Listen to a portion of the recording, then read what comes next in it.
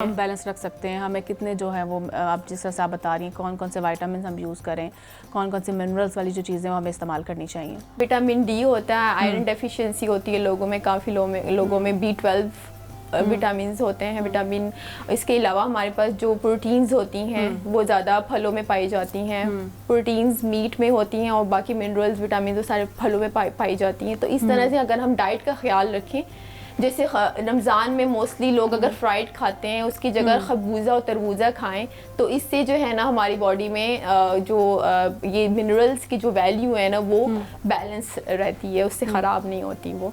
तो पानी का इस्तेमाल और फ्रूट्स का इस्तेमाल करें, कैफ़ीन अवॉइड करें और हल्की आवाज़ में बात करें, ज़्यादा प्रेशर ना डालें अपने वोकल कॉर्ड्स पे। और इसके अलावा हम जो है जो स्टमक का इशू होता है, हैवीनेस होती है उसमें, उसके लिए आप ये करें कि आप ज़्यादा जो है एसिडिटी वाली चीज़ें जो होती हैं जिसमें हमारे पास जो मसाले वाली चीज़ें होती हैं, मसाले वाली चीज़ें भी बहुत खाते हैं लोग। हाँ, बिल्कुल स्पाइसी हम खाते हैं बहुत होते हैं। हाँ, उससे भी अवॉइड करें, स्पाइसी ज़्यादा ना खाएं। स्पाइसी से खाने से भी गले में खराश होती है। बिल्कुल, एक होती है गले में खराश और एक होता है आवाज़ का बैठ जाना, इन दोनों में क्या डिफरेंस है? गले की खराश जो होती है वो नॉर्मल उसको कंसीडर कर सकते हैं हम, क्योंकि उसमें जो है आप के जो आप जब बात करते हैं ना तो वो एकदम से वो सलाइवा जो अंदर प्रोड्यूस होता है वो आपका जो है गले में फंस जाता है, तो वो पानी पी के रिजॉल्व हो जाता है खराश। लेकिन जो आवाज़ बैठ जाना ये सीरियस कंडीशन है। ये आपके अंदर जो वोकल कॉर्ड्स है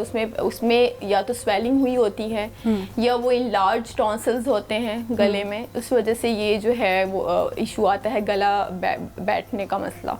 और उसके अलावा अगर आप जो है आपके तो हमें क्या करना चाहिए फिर इस सूरत में? इस सूरत में अगर सीरियस कंडीशन है तो ऑब्वियसली डॉक्टर के पास जाना चाहिए आपको, क्योंकि डॉक्टर के पास जाके आप जो है उनसे प्रॉपर डायग्नोसिस होती हैं पहले, डायग्नोस के बाद जो है वो प्रॉपर मेडिकेशंस होती हैं इस चीज़ की और आप प्रॉपर फॉलो अप होता है अगर सीरियस कंडीशन हो आपकी। अगर आप ऊंची आवाज़ बात करने से ऐसा मसला हो गया तो ये आपके अंदर अपने आप का मसला है कि आपकी ऊंची आवाज़ में बात करें, आहिस्ता आहिस्ता भी बात कर सकते हैं। तो ये तो जो है अगर आपका ज़्यादा इन्फेक्शन है, आपको जो है छींकें आती हैं, नॉर्मल जो सीजनल फ्लू होता है वो डिफरेंट फ्लू होता है।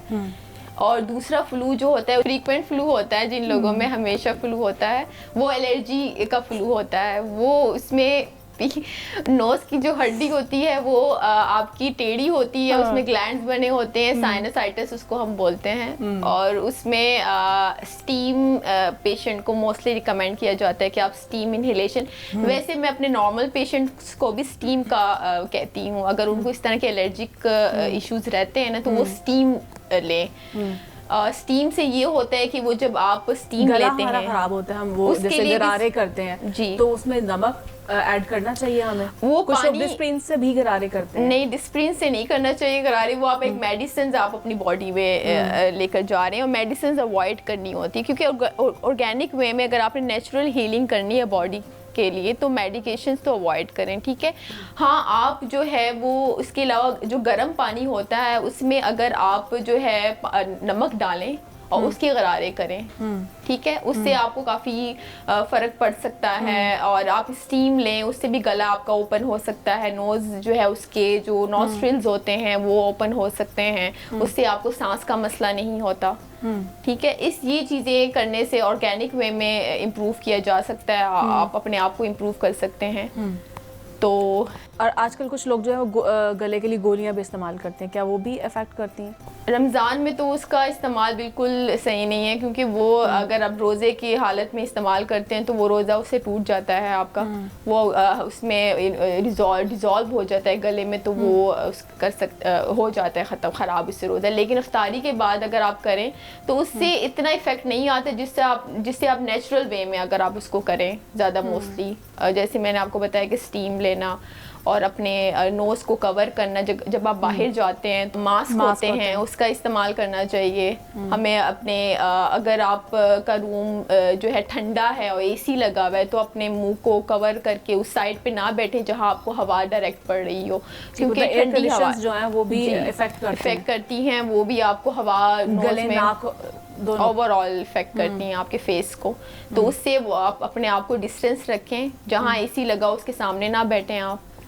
और उसके अलावा आप जो है अपने डाइट का ख्याल रखें ऑब्वियसली, और ठंडे पानी से गुरेज करें। ठंडा पानी नहीं पीना चाहिए, नीम गर्म पानी पीना चाहिए, फिल्टर्ड वाटर। गर्मियों में तो हम ठंडा पानी पियेंगे जी, तो उससे भी गले पे इफेक्ट होगा। उससे इफेक्ट होगा, बिल्कुल होगा। मोस्टली गले की बीमारियां गर्मियों में ही होती हैं, और मोस्टली हमारे पास पेशेंट का जो रश होता है वो गर्मियों में ही होता है, क्योंकि ज़्यादातर पेशेंट्स जो हैं बदपरहेज़ी जो करते हैं वो गर्मियों में ही करते हैं।